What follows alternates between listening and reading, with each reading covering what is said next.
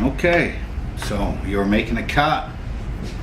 Everything was looking great, coming out wonderful, and all of a sudden your Z loses its height. Hopefully doesn't wreck your project. What happened?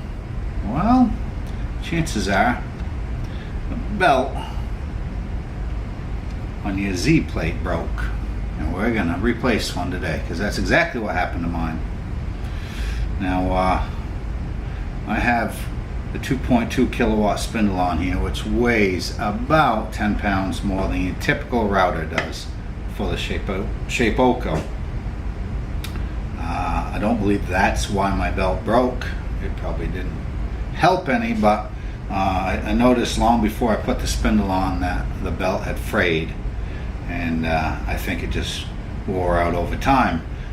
You also can count on it wearing out over time. So that being said, let's figure out how to change it. First thing you want to do is remove your spindle, router, whatever you should happen to have.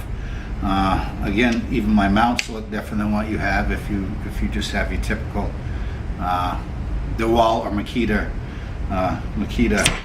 router. Yeah, a lot of tension on those springs that hold this plate. All right, this thing is a beast. I think when I weighed it, this thing was almost 13 pounds in and of itself. All right, so we've removed our spindle or router, and the next thing you want to do is remove your springs that hold it on here. Tensioning, it helps, and supporting the weight of your router or spindle. So you've got two of them. I'm going to pull them off. Now your carriage is going to free float at that point, because, well, particularly if your belt's broke. If your belt's not broke, then it'll still kind of stay where it wants to be. But if your belt's not broke, you're probably not going through this. So anyhow, if you let go, it will want to drop down to the bottom. Right. So we're going to let that sit there. Now if you have limit switches on your machine, the next thing you have to do is remove this plate. If you don't have limit switches, well, you won't have this plate, and you can skip this step, but I encourage you, if you don't have limit switches, to, I mean, it's $50 well invested. You lose position on a job. Without limit switches, it's a lot harder to get back to where you were. So whether you buy them from Carbide 3D or not, I just would recommend. There are other suppliers out there. I would recommend getting it though. So to get this off, we have 4 screws and 4 spacers, and then 4 screws on the back. So what you want to do is remove the 4 screws on the back, and by doing that you'll be able to take the whole plate off. Now I've already taken out 3 of them, and in preparation for this. So pull out the last one. All right, now this has your limit switch on there, so you want to be careful with it. You don't want to just throw it about. Okay, and that will give us access to then lift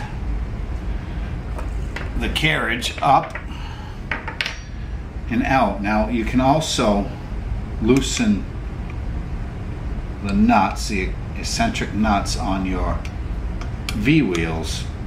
I tend not to. They come out pretty good. Now you got to bring it up, and you got to be careful. There's screws on the back that want to interfere with each other, so just work it up and out, and there you have it. Now my belt's gone, like I said, because it was broken a long time ago. I threw it away a long time ago. Let me grab the new belts.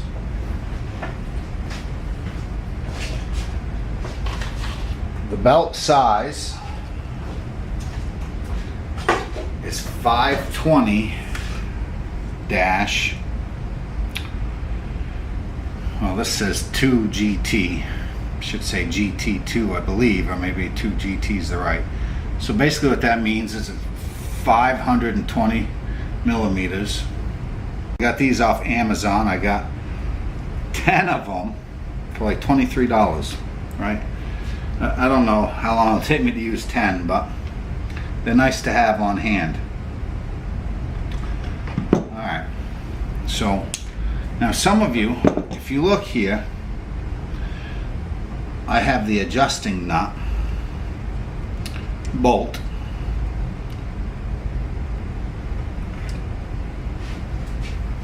that helps tighten my Z-belt. Now my understanding is not every one of you will have this. Not every machine has it, which I'm guessing is unfortunate because it's handy. I need a different size. I mean, it makes tightening my belt easy. Now, of course, there's a way to tighten it without it, and we'll go over that when the time comes. So I got to loosen that. All right. So to put your new belt on, now this is the back side of your carriage, and this bit here doesn't move, shouldn't move, is stationary, and this should be on the left side as you face in the front of your machine. As you stand in front of your machine, this should be on the left side.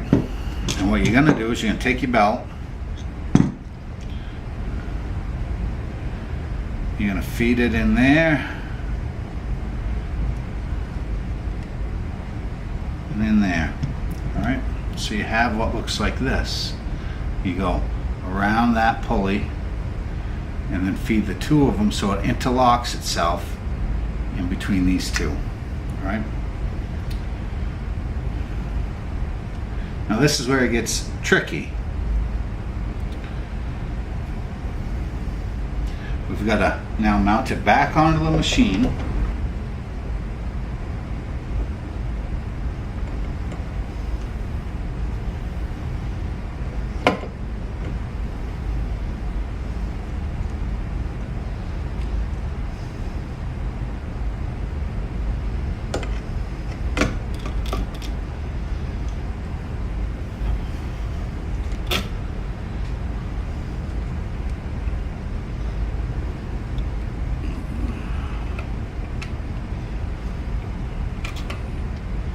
Alright, so you want to feed it back onto the machine. Now this is the tricky part, because as you feed it on, you have to take half of the belt and wrap it around your upper pulley, while the other half needs to come down.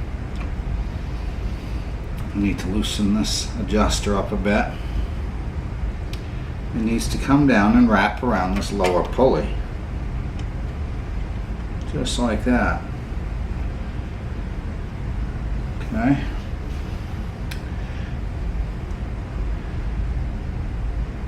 You want to double check that nothing has fallen out.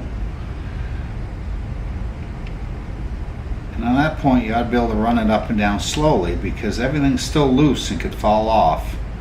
And things should just kind of roll with each other. Alright, so next thing we have to do is tension the belt. Now before that, I like to put the screws back on. Alright.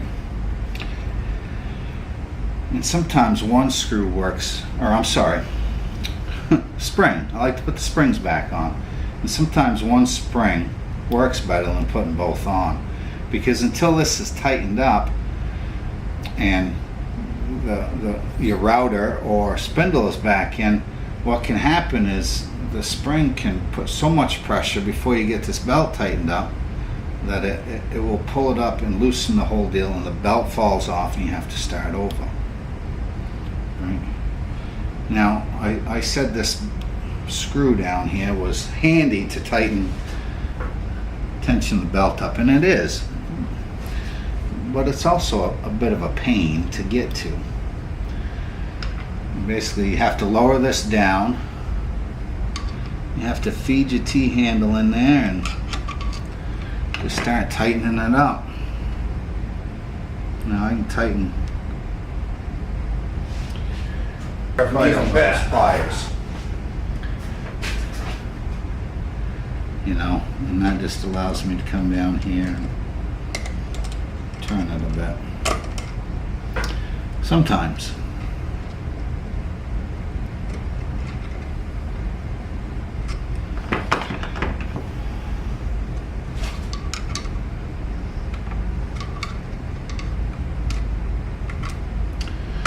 guess if you had a long enough one, I don't believe they make them any longer than this, to where you could come in straight at it. It might be easier, but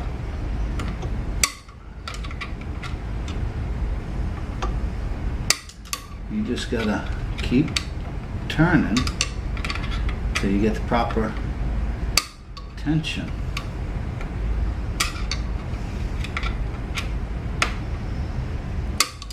But you also have to watch down here that nothing gets sideways and you lose the tension on that lower bolt.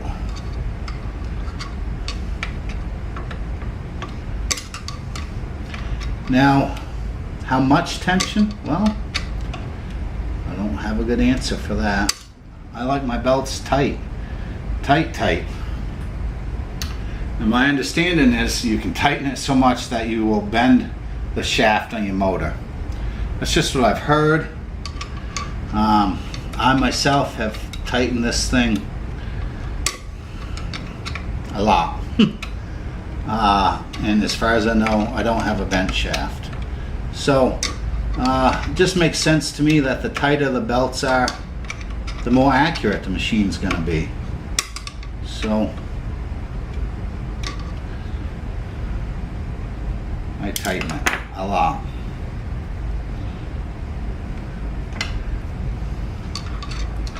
And then, I mean, you can feel it when it's taut, and you probably shouldn't be doing anymore. So then you stop, and the next thing you have to do is tighten up this lower flathead bolt. Tighten that up. All right. Ooh, that is tight. I like it. And at this point, it's a lot more stable. Now we have another spring that we need to feed onto the back and then up over the top. All right, so now I have both springs on. At this point is when you want to put in your spindle, router, whatever you should happen to have. Now, this is a water-cooled, like I said, 2.2 kilowatt spindle, which I will do a video on what it took to mount it to the Shapeoko. It's heavy and probably a whole lot of overkill. But bottom line is I want to know if it can be done. And well, I found out it can. And though I think it's a lot of overkill, I think it will come in handy. The ability to use bigger bits will come in handy for some of the work I do. And let's face it, having more horsepower is always a good thing. So we're going to tighten up our spindle slash router. Now at this point, mine will drop a bit. The springs are not quite enough to hold it up like it will hold up a Makita or a DeWalt router, but right on. So we've got that mounted. Now we've got to put our plate back on. Again, if we have limit switches. I do. You may not. If you don't, you should have them. Get them. They've got them in stock. Give them a call. I know sometimes they get busy over there and there is a back lag on some of the machines sometimes, I guess, but I don't think there is when it comes to their accessories. Of course, I would like to see them get their probe done and offered up. That's been a long time coming. So if you have limit switches, you got to put your plate back on, and that's reattaching it with the 4 screws that you took out earlier. Now don't forget, while you're putting these back on, that 2 of them actually held your bracket for your drag chain, and make sure that goes back in and gets tightened down the way it should.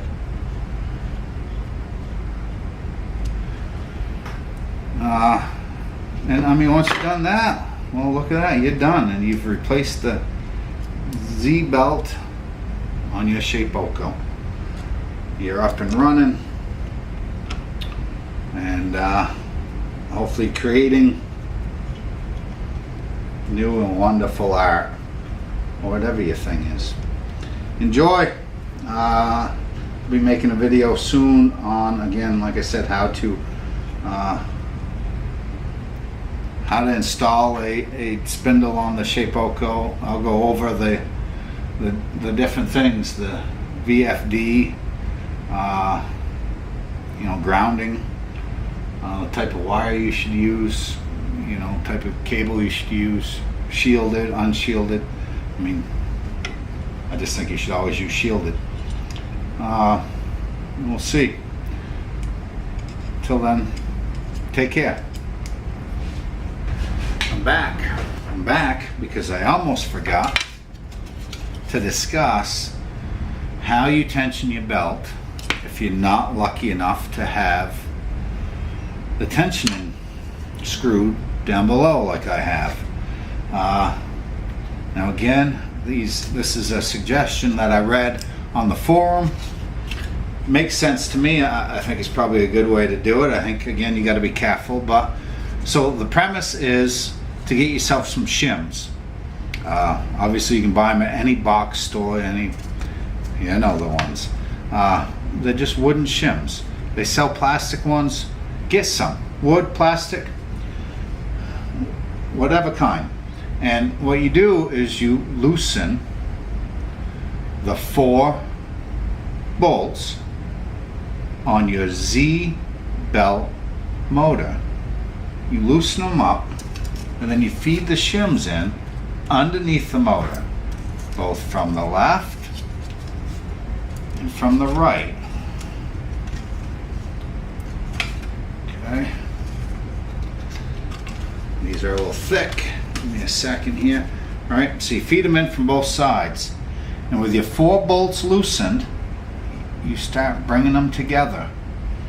And that will put tension and lift your Z motor. When you have enough tension, tighten the 4 bolts on the back. Pull your shims out. Save them for the next time you got to tension your belt. That's it. That's all. See you again.